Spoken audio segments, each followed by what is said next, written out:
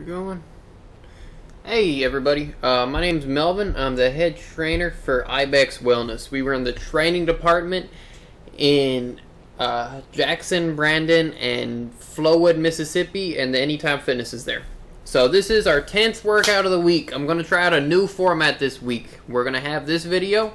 We're going to go over separate workouts this week. We're going to go over some more workouts next week and the week after, and then the fourth week we're going to put them all together into a program that you can use for the next month or 2 months or whatever you want to do. And we're doing it all for free, so y'all have fun with it. What we're going to cover this week is we're going to cover building a program through using the aspects of fitness that's going to make you healthier overall. So it's pretty generalistic. It can apply to a lot of people, which, you know, we have a lot of people here at the gyms who are doing different things, so we want to be able to cover different types of works, different types of goals with some basic rules. So number one, we need to teach you what the basic aspects of fitness we're going to use are. Number two, we need to teach you how these aspects actually relate to you, the general exerciser, and we want you to know that how using these can help keep you motivated and focused and progressing towards your goals. So let's go here. The aspects of fitness we're going to cover this week are cardiovascular endurance, strength, local muscular endurance, flexibility, and body control. Cardiovascular endurance is just how good is your heart and lungs at pumping blood and pulling oxygen out of the air and getting carbon dioxide out of your bloodstream. Strength is how much force you can generate at one time. Local muscular endurance is how many times you can generate a given force. So it's kind of a hybrid between endurance and strength. Flexibility, which is more of an overall thing. We're not going to train this individually. It's something you need to always be conscious of. I'm going to define it as the ability of your muscles, tendons, ligaments to stretch and allow your joints to get into proper position. And body control is just the ability of your nerves to be able to control your muscles and ligaments and tendons and your joints. So how do these separate aspects relate to the general exerciser? Well, just for even people who aren't exercising, this is how aspects like this relate to them. Heart disease is the most common killer in America. In 2011, I think it was 500,000 people died from it, if I remember the stats right. I have the references at the end, so y'all can go check me on that. But regular cardiovascular exercise has been shown to reduce the risk of heart disease. Strength training has been shown to combat a number of health issues, including osteoporosis and osteopenia, which is loss of bone mass or having low-density bones.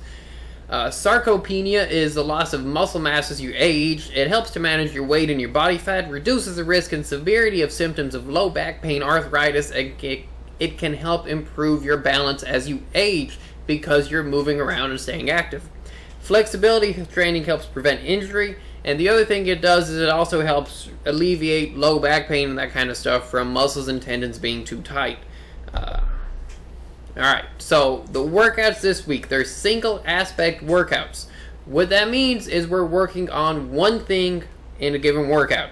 It lets you get better at that one thing and not better at anything else. So at the end of the month, you'll see how we put these all together so we can work on everything in the same period of time. The cardiovascular endurance workouts, so you use that, just get your heart beating for a long time. So we're up, we're moving around. There are examples in the email, so y'all can look at that. If you're not on the email, then you can go to the website and look under the Iwows. This is Iwow number 10, just to remind you. And you can look at the Iwows and see the example workouts. I have a transcript there, or you can subscribe to the emails there too.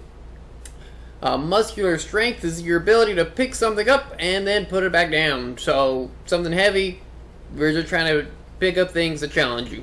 Local muscular endurance is picking things up and putting them down a lot. It's that simple. It's just how many times can your muscle generate force at a given weight or intensity. So to train cardiovascular endurance, let's go over these example workouts. There's two basic ways we're going to do that. We have distance runs where you're going runs, bike, swimming, whatever type of cardio you want to do. You're going for 30 to 45 minutes and you're going to record the distance that you cover. The reason to record it is so that you know what you're doing and you can get better at it. The other way we can use is time distances, where you're doing a cardiovascular activity over a specified distance or for a specified number of reps, and you're recording the time it takes you to do that. And it's the same concept. You're going to record it so you can get better at it. For a lot of you runners, they have a lot of good running apps out there to help keep track of all this kind of stuff. So look for them on marketplaces. There's great ones. Have fun with that. The trained strength is just trained through challenging how much force your muscles can produce. Assuming you have the required flexibility and motor control to perform the movements you want to do properly, it means heavy, low-rate work. If you don't have the flexibility and motor control, then you need to work on getting that before you work on getting a lot stronger. That's just a basic rule. So, we always want to be conscious of form, make sure we're doing things with good form, and an example routine on this, the advanced one I've been using with people is 3 sets of 5 reps and then 5 sets of 3 reps on any given compound movement like bench press, overhead press, squat, power clean, deadlift, and then we do one assisting exercise. So on bench press we might do close grip or incline.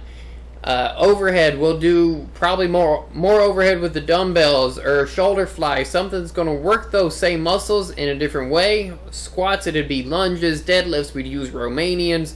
Power clean, we'd probably do some type of clean variant depending on where you're having trouble with the movement. And if you'd like, I can set up an individual consultation with anybody here, so shoot me an email and I'll get with you and set up a time to go over different movements and all that kind of stuff. That's a pretty advanced routine. If you're not used to strength training, that's going to be a little too advanced for you. So we have another one that we use where it's 5 sets of 5 and then 2 assisting exercises. And again, form's key here. You want to take big long rest periods on all your breaks in this because we're not trying to blitz through this workout. We're trying to move heavy objects. Alright, now to train local muscular endurance, we blitz through the workouts. You're going to take a muscle and you're going to work it to failure, and then you're going to let it rest and you're going to do it again. This would be something you would see more bodybuilders doing, this type of stuff. It's 3 to 4 exercises of 3 sets of 8 to 12 reps, 60 to 90 seconds rest in between sets. I need to put that 90 in there. And then you're done. You're working the same muscle, putting a lot of volume on it, and you're going to take long breaks.